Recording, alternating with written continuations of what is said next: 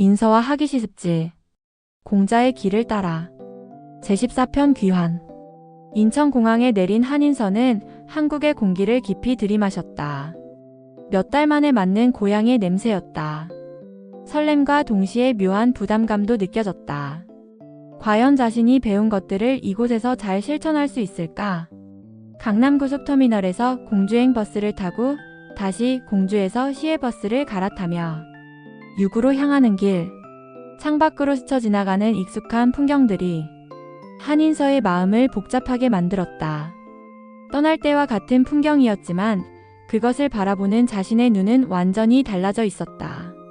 모든 것이 변한 게 아니라 내가 변한 거구나.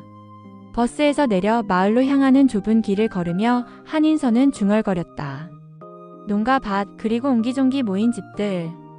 어린 시절부터 보아온 풍경이었지만 이제는 다르게 보였다. 각각의 집에 살고 있는 사람들의 삶이 그들의 기쁨과 아픔이 보이는 것 같았다. 집에 도착하자 어머니가 마당에서 콩을 털고 있었다. 한인서의 모습을 보자 어머니는 깜짝 놀라 일어섰다. 인서야, 언제 왔니? 어머니. 한인서는 어머니를 꼭 안았다. 어머니의 품에서 그동안의 피로가 한꺼번에 풀리는 것 같았다. 많이 야윈 것 같구나. 고생 많이 했지? 아니에요. 정말 많은 것을 배우고 왔어요. 저녁 식사를 하며 한인서는 어머니에게 여행담을 들려주었다. 물론 공자와 안연을 직접 만났다는 이야기는 하지 않았다. 대신 국부에서 공자의 가르침을 깊이 공부했고 프랑스 친구를 만나 많은 것을 배웠다고 했다. 그래서 이제 뭘 할 거니? 어머니의 질문에 한인서는 잠시 망설였다. 어머니, 저는 사람들에게 도움이 되는 일을 하고 싶어요. 마음이 아픈 사람들과 이야기를 나누고 삶의 지혜를 나누는 그런 일을요. 어머니는 고개를 갸웃했다. 그게 무슨 일이니? 돈은 벌 수 있는 일이고? 한인서는 웃었다. 어머니의 현실적인 걱정이 오히려 반가웠다. 일단 유일훈 선생님을 찾아뵈어야겠어요.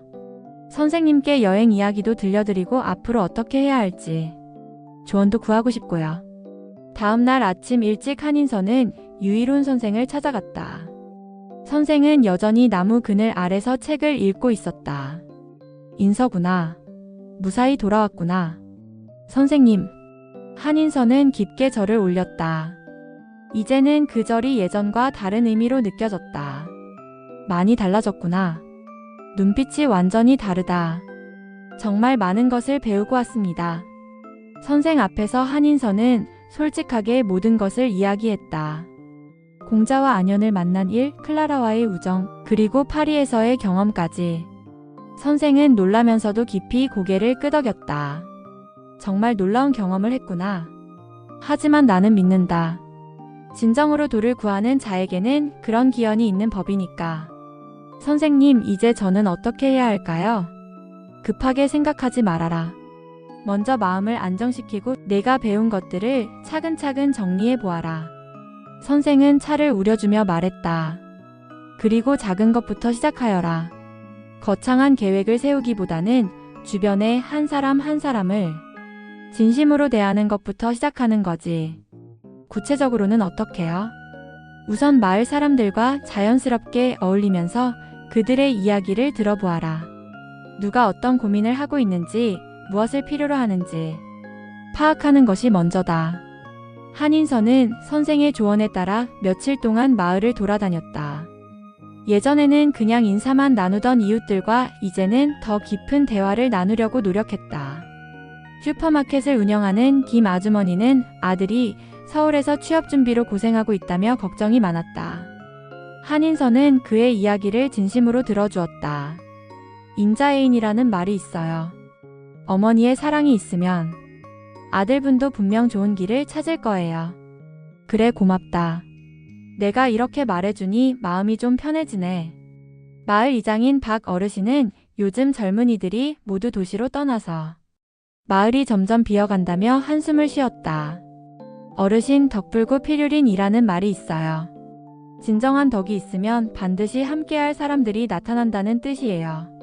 이 마을에도 분명 새로운 희망이 있을 거예요. 이렇게 하나하나 대화를 나누다 보니 한인서는 점차 자신이 해야 할 일이 무엇인지 알게 되었다. 어느 날 유일훈 선생에게 말했다. 선생님, 저는 작은 상담실을 열고 싶어요. 마음이 아픈 사람들이 와서 편안하게 이야기할 수 있는 그런 공간을요. 좋은 생각이다. 어디서 할 생각이니? 중국에서 돌아올 때 느낀 것인데 공자님께서 제자들과 함께 했던 곳처럼 자연스럽고 편안한 곳이면 좋겠어요. 선생은 잠시 생각하더니 미소를 지었다. 내가 아는 곳이 하나 있다. 마을 끝에 있는 작은 한옥인데 주인이 도시로 이사 가면서 비어 있어. 그곳을 빌려서 써보는 것은 어떨까? 정말요? 그래. 내가 주인과 이야기해보마. 아마 기꺼이 빌려줄 거야.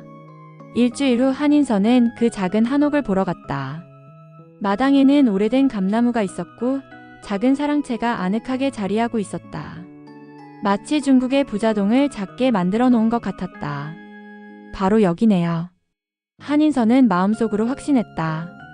이곳에서 자신의 새로운 삶이 시작될 것이라고. 그날 밤 한인서는 공자가 준 나무패를 꺼내보았다. 인자무적. 어진 자에게는 적이 없다.